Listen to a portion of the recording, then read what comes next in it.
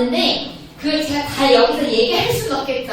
그 어르신들 집에 못 가고 저녁 6시까지 이거 들어야 돼요. 그럴 수가 없기 때문에 크게 복지관에서 또는 어르신들 중에 가장 많이 걸리는 질환을 제가 4가지 가지고 왔어요. 자, 이것만 알고 계시면 좋을 것 같아서 처음부터 설명을 드릴게요.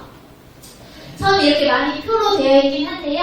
저희는 법정 감염병, 이거는 그냥 감염병이 아니라 정부에서 법적으로 이거는 감염병이다 라고 정해진 거거든요. 제가 임의로 정한 게 아니라 법적으로 정해진 감염병이에요. 이걸 다 외울 수가 없기 때문에 어르신들 보시면 처음에는 1급이라고 하니까 좀 어때요? 세 보이죠? 네, 세 보여요. 그처럼 센 아이들이에요. 그래서 즉시 격리도 해야 되고 증상도 되게 심해요. 어떤 게 있냐면 우리가 알고 있는 신종 인플루엔자, 그냥 인플루엔자 아니고 새로 변종되고 변이된 인플루엔자 세죠. 디프테리아도 호흡기계 질환인데 이것도 세요. 그래서 여기 항목에 있는 감염에 걸린다. 그럼 바로 즉시 질병관리청이나 관할, 우리 여기는 구로노인 복지관이니까 959에 신고를 하셔야 돼요. 아셨죠? 두 번째는 좀 1보다는 좀 약하겠죠. 두 번째는 이제 전파 가능성이 있기 때문에 이건 즉시는 아니고 그냥 하루 24시간 이내에 그냥 신고를 하시면 되고 우리가 알고 있는 결핵이나 수두 이런 게 해당이 돼요. 세 번째도 24시간 이내에다가 신고를 해야 되고 우리가 알고 있는 파상풍, 우리 상처가 났을 때 거기에 침투되는 균, 그리고 비형 감염이나 시형 감염이 있고 네 번째는 코로나 바이러스가 네 번째. 원래는 1등이었어요. 코로나가 우리 엄청 유행할 때는 1급에 속해 있었거든요. 이제 코로나가 계속 시간도 흐르고 약해져서 4급이에요. 그렇다고 코로나가 4급이니까 그냥 아무것도 안 하고 있어야겠다가 아니라 코로나에 만약에 걸렸어도 손 씻기도 깨끗이 하시고 마스크 착용도 꼭 하시고 네, 코로나가 4급이라고 그냥 무시하고 있으면 안 돼요. 약도 드셔야 되고 그 식사도 잘 하셔야 돼요. 아셨죠? 네. 자, 그래서 인플루엔자에 대해서 한번 알아볼 건데 저희가 한두 달 전인가요? 설날쯤에 인플루엔자 독감이 엄청 유행했어요. 아시나요? 혹시 독감 걸리셨던 분 있어요? 설날에 엄청 유행했어요. 요즘 최근에 네, 며칠 됐어요. 그래서 독감 예방접종 맞으세요. 조심하세요. 사람 많은데 가지 마세요. 또 제가 복지관에서 독감 예방 방송도 했어요. 혹시 아세요?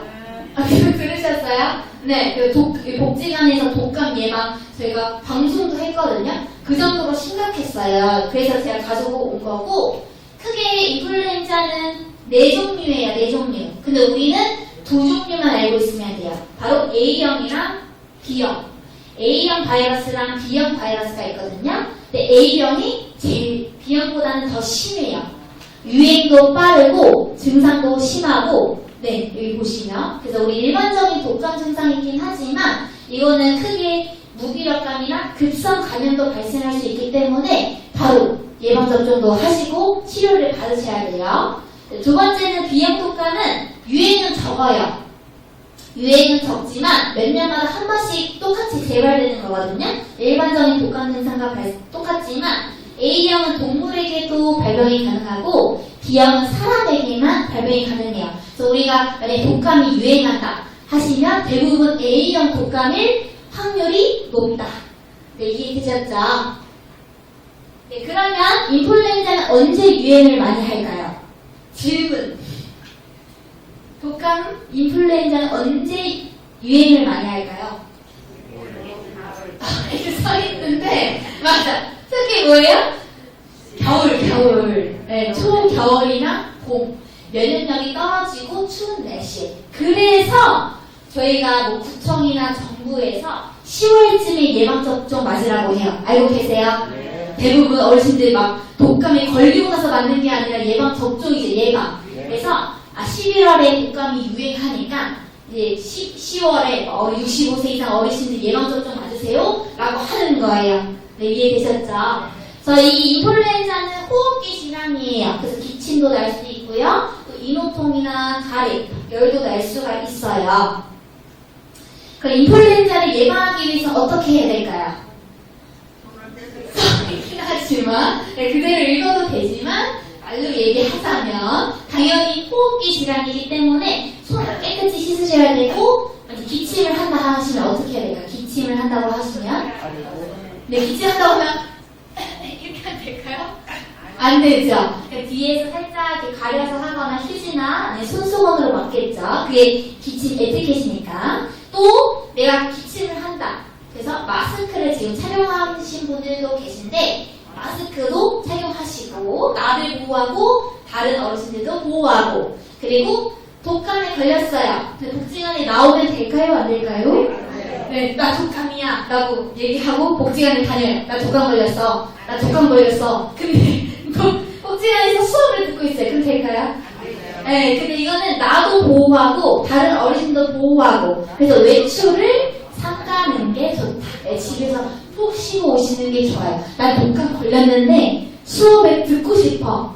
그럴 수도 있지만 나를 위해, 내 몸을 위해서 좀 쉬는 게 좋을 것 같다. 손 씻기가 그냥 다시 샀다. 1초 만에 끝나는 게 아니라 손 씻기는 대략 몇 초 이상 해야 될까요?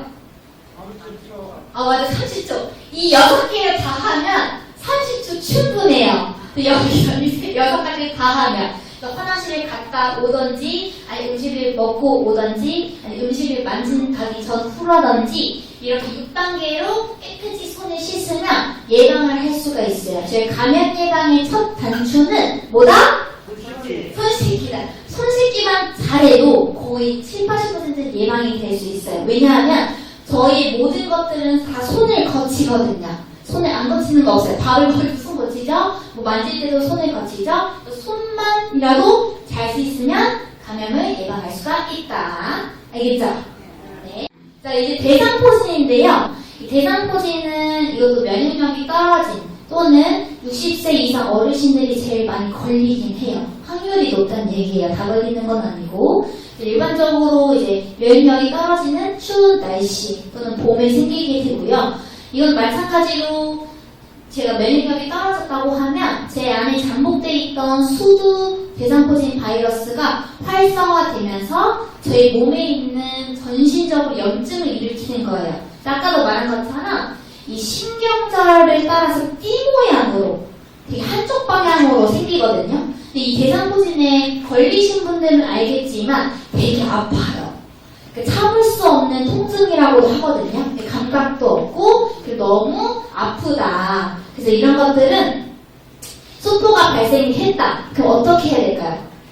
약을 먹어야겠죠. 그죠? 근데 이거는 대상포진 바이러스이기 때문에 항바이러스제를 3일에서 5일 이내에 바로 드셔야 되고 그러면 거의 일주일 동안 드시면 그 다음에는 회복이 돼요. 아셨죠? 만약에 내가 대상포진에 걸렸다. 그럼 뭐를 해야 된다? 네, 병원에 가셔서 약을 처방받아서 일주일 정도는 드셔야 돼요. 그리고 수포가 생기기 전까지는 이따가도 말씀드리겠지만 이게 감염이 되게 높아요. 그 수포가 물집이 터지고 나서 이후까지도 집에서만 계셔야 돼요. 그 대상포진에 걸리신 분들은 복지관에 나오지 마시고 집에서 약을 드시면서 쉬셔야 된다. 아셨죠? 여기 보이시죠? 그림 보이시죠? 이렇게 생겼어요. 약간 두드러기? 근데 이거 수포처럼 물집이 생겨요. 아셨죠? 네, 맞아요. 결핵, 네 번째 결핵인데요. 우리 어르신들 결핵은 어떤 걸로 확인을 할 수 있냐? 첫 번째 엑스레이 검사예요. 엑스레이 검사를 통해서 폐음영의 변화를 보고 얘가 결핵인지 아닌지 활동성 결핵인지 아니면 잠복성 결핵인지 판단을 하거든요. 연 1회 결핵 검사는 하도록 권유하고 있어요. 필수는 아니지만 1년에 한 번씩 결핵 검사를 받아보세요. 근데 받기 가장 쉬운 것은 엑스레이 검사다. 네, 알고 계시면 되고 이 결핵은 결핵균이냐 세균, 결핵균이냐 공기 매개 질환이에요. 결핵은 내가 기침이나 재채기를 했을 때 그 침방울이 다른 사람의 코나 입을 통해 들어와서 생길 수가 있다. 그래서 마찬가지로 결핵균에 감염된 사람도요, 사람과 접촉을 하면 안 돼요. 그죠? 네, 그래서 집에 가서 좀 쉬시고 하셔야 되고, 결핵을 예방하기 위해서는 비결이라는 약이 있어요. 네, 항결핵제 약을 이건 되게 오래 걸려요. 4에서 7개월 동안 복용을 하셔야 돼요. 네, 그리고 중간에 끊지 말고 우리가 알고 있는 혈압이랑 뭐 고지혈증처럼 꾸준히 약을 복용을 하셔야 된다. 그리고 아까 말씀드린 것처럼 연 1회 결핵 검사를 하셔야 되고 또 만약에 기침이 2주 이상 지속된다. 2주. 특히 결핵은요, 2주 이상 기침 증상이 있는 게 특징이에요. 그래서 내가 감기에 걸린 것 같은데 약을 먹었는데도 2주 이상 계속 기침이 나네? 그럼 병원 가볼 필요가 있어요. 왜? 결핵일 확률이 높기 때문에. 그래서 이건 특히 이제 어르신들이 잘 알고 계시면 좋을 것 같고. 자, 저희가 이제 여름, 이제 날씨가 더워지고 나서 가장 흔히 걸릴 수 있는 게 뭐다? 식중독이다. 그래서 음식을 되게 잘 드셔야 되거든요. 왜냐하면 그냥 여기 음식을 두면 당연히 상하겠죠. 근데 그거를 내가 모르고 먹을 수도 있잖아요. 그래서 그런 것들을 어떻게 예방할 수 있는지에 대해서 한번 보고 마무리하도록 하겠습니다.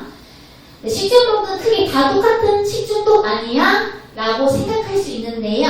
식중독은 크게 세 가지로 나누어져요. 첫 번째는 독소형. 왜냐하면 음식을 먹었을 때 나오는 그 상한 음식에서 균이 있겠죠. 그 균이 독소를 뿜어내요. 그 독소가 내 이제 위나 장에 감염이 생겨서 생기는 게 독소형. 두 번째 감염형은 말 그대로 감염이에요.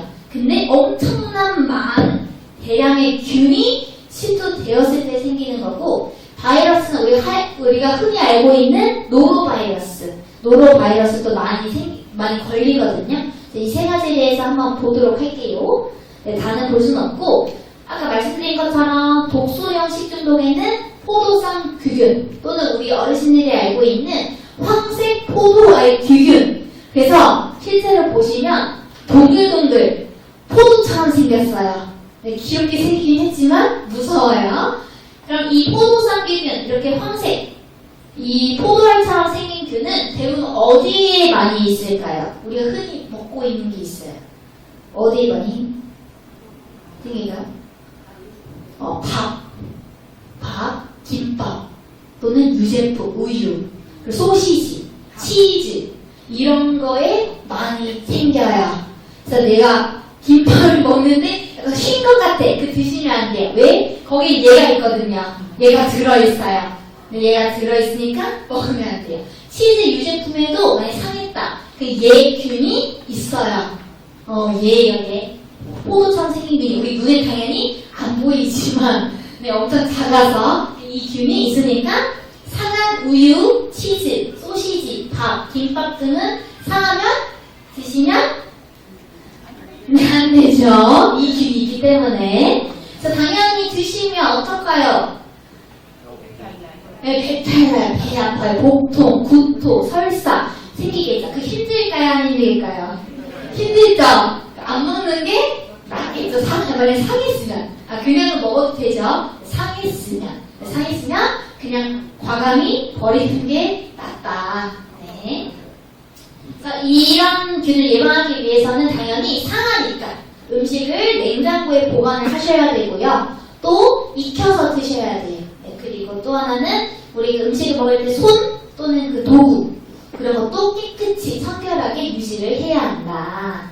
네, 다음 두 번째는 장염 비브리오라고 하는 바이러스인데요. 이거 어디에 많이 있을까요? 힌트가 있지만 네, 이 균은 어패류. 우리가 많이 혹시 회 좋아하시는 분 있나요? 회, 새우, 조개, 뭐 굴, 뭐 있죠? 광어 뭐 이런 거 좋아하시는 분 있죠? 이런 거에 있는 균이에요. 장염 비브리오. 네, 그래서 날 것을 먹었을 때 또는 우리가 여름이면 이제 바다나 이런 데 가겠죠. 바다에서 놀고 있는데 상처가 났어요. 그 상처를 통해서도 이 균이 들어올 수가 있어요. 네, 그래서 중요한 건 대부분 굴을 생 것으로 먹거나 잘 안 씻은 그런 해산물들을 먹었을 때 여기에 많이 걸리더라고요. 해산물. 그러니까 해산물을 많이 드시는 분은 굴 먹어서 배탈 나고 그런 사람이 있었어요. 네, 그래서 이런 것들은 아까도 말한 것처럼 이제 춥고 또는 발열도 생길 수가 있고 네, 심각하면 수포나 궤양까지 생길 수가 있거든요. 그래서 이런 어필을 어떻게 해야 될까요? 그러면 익혀서. 네. 그리고 여기서는 해산물은 익혀서 드시는데, 근데 사실 굴도 뭐 생굴 먹을 수도 있잖아요. 그러면 잘 씻어서 드셔야겠죠. 그죠? 회 같은 경우도 안 먹을 수는 없죠. 우리가 회를. 네, 그렇다고. 먹을 수는 있지만, 뭐, 날 것에 드실 때는 깨끗이, 아니면 그냥 익혀서 먹는 방향으로, 아니면, 사실 이 조개 이런 것도 상하는 거 아시죠? 뭐 상하거든요. 조개나 새우도 상할 수가 있어요. 그렇기 때문에 안 드실 때는 이 냉장고에 꼭 넣어 두시고, 또 얘는 해산물 같은 것도 조리할 때는 잘 닦으시고, 손도 닦으시고 이렇게 하셔야 돼요. 아셨죠? 마지막 바로 노로바이러스.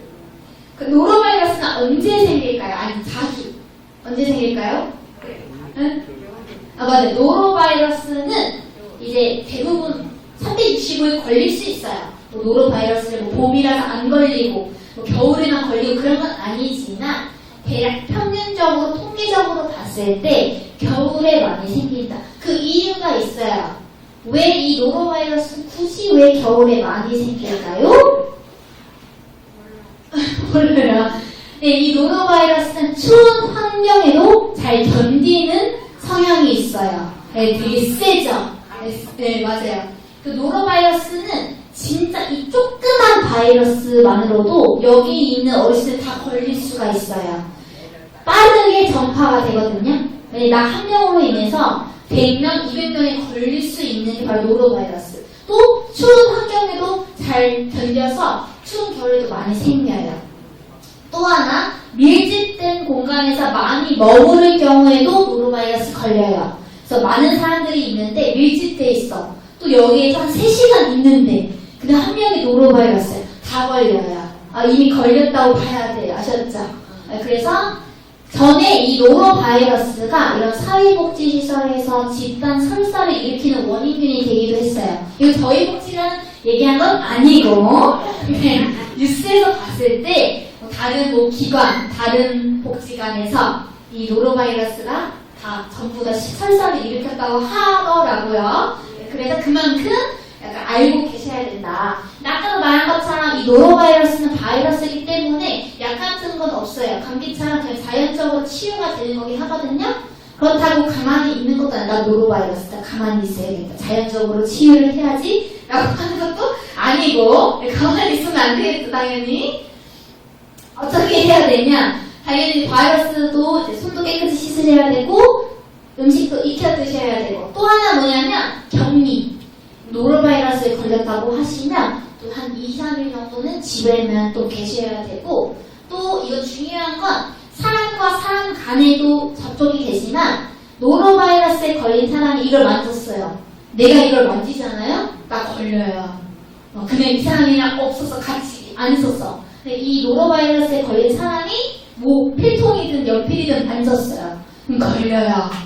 그 정도로 전파가 너무 심해요. 난 그 사람 본 적도 없는데요. 그 사람 그냥 연필을 주길래 연필만 받았는데 근데 걸려요. 그렇기 때문에 만약에 감염됐다. 만약에 내 가족들도 만약에 걸렸다. 그러면 다 분리하셔야 돼요.